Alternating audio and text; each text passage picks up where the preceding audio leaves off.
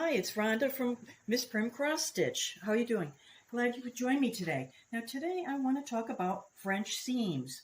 I found a real great way to use a French seam on the project I'm about to work on. So I got this design done, and you can see it's a very long design, and I was thinking, what can I do with this? I've got 3 inches on all 4 sides. What can I do with this? Well, I thought, treat bag for Halloween for a teacher or a special child. It'd be perfect, right? So I want to make it very easy. I don't want to bother with a casing. I don't want to bother with frills. I don't want to line it. I just want to have it down and dirty and ready to go. So let me first show you the other design. Here's a matching design, and you can see the colors are much brighter. This is a dull, more of a rustic, and here's the bright. But you could certainly interchange the palettes. So this is quite versatile.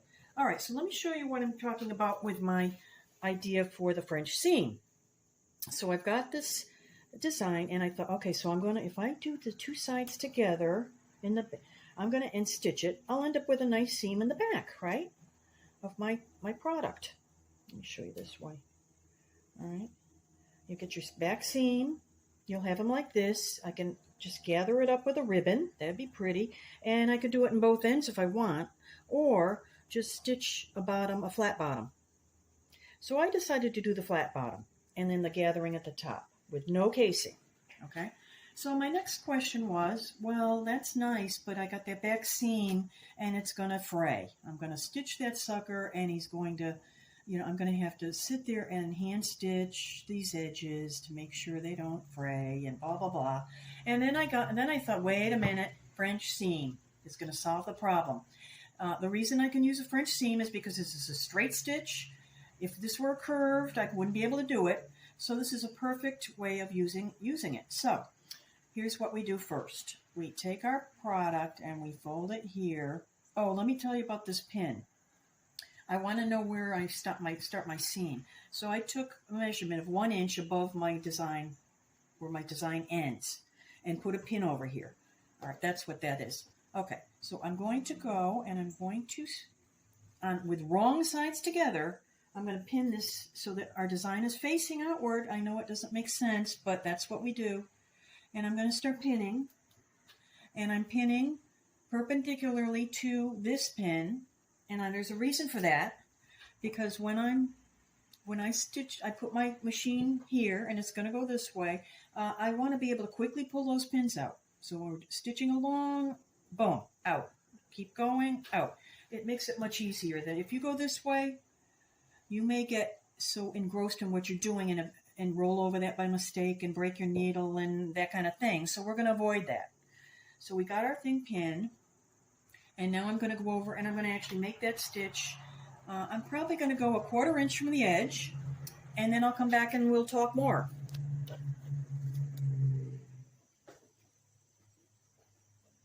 Okay, as you can see, I've stitched from here down, and I ended up doing an 1/8 of an inch seam already. I didn't do a 1/4 inch for some reason. So it's very close to the edge, and that's what you want. You don't want a lot of edging. And the other thing you want to do is check for little frays like this. You want to snip those off, because that will affect the next step. So mine looks pretty good all the way across. So what we could do now is turn it inside out.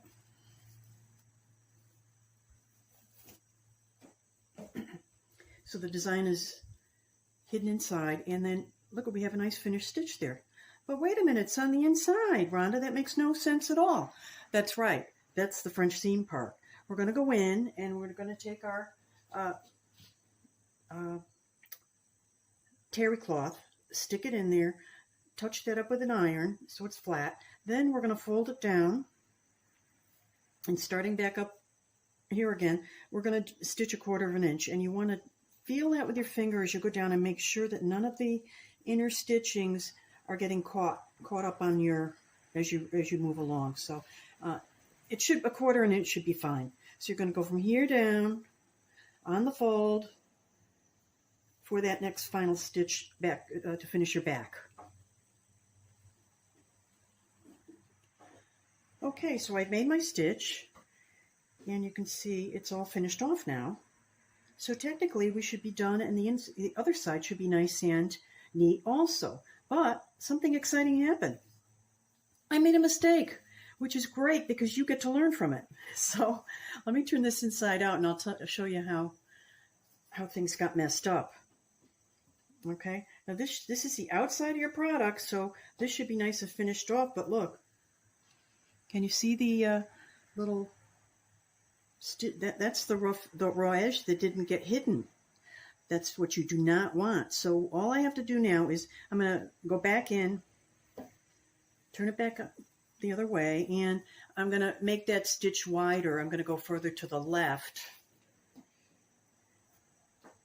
I'm just going to leave this stitching that's in there already. So I'm just going to go farther out to the left, and that'll get rid of all those little unwanted pieces. Okay, I'll be back. Okay, I went back in and I redid that stitch, and look, nicey nice. So we'll just go in and put our terry back in there. Slip the terry cloth in there, do your little pressing to keep your design fresh, and this would be on your ironing board so that it's nice and safe. Okay, so once you get it pressed, now we're going to think about this bottom stitch, the straight stitch across the bottom. So I went in and I'm looking for my center of my design, so I saw the center of my base, put a little pin in, just for reference, and then I took out my ruler and I measured down 1.5 inches from the bottom of my design and put another pin the other way. So that's going to be where I'm stitching. So next, I'll turn this right side out, inside out, and make that, line these, and then make the stitch across. And I am not going to cut this off yet. We're going to talk about this. Once I make my stitch across, I want to leave at least 1/2 inch dangling, because we're going to have to finish off that bottom area. We don't want that to fray either, so I'll show you what to do next on that. But give yourself at least 1/2 inch. Okay. So I made my lower seam, and I left about, I'd say 3/4 inch. I gave it a little bit more space, because what we're going to do is turn this into inside itself, and on both sides, so we get a nice finished edge on the bottom as well. And you can, your choice, you can either hand stitch it quickly, or if you want to use a machine, then you get a nice finish there. So your whole inside is all now finished. And then for the final, up at the top, we want to just hand stitch this over, and I'll show you a sample I have. This is the freebie that I gave you, and you can see this is all hand stitched. So I started here, went up, and then I did across the top, and it's all hand sewn. So pretty, huh? And then the last step is take your ribbon.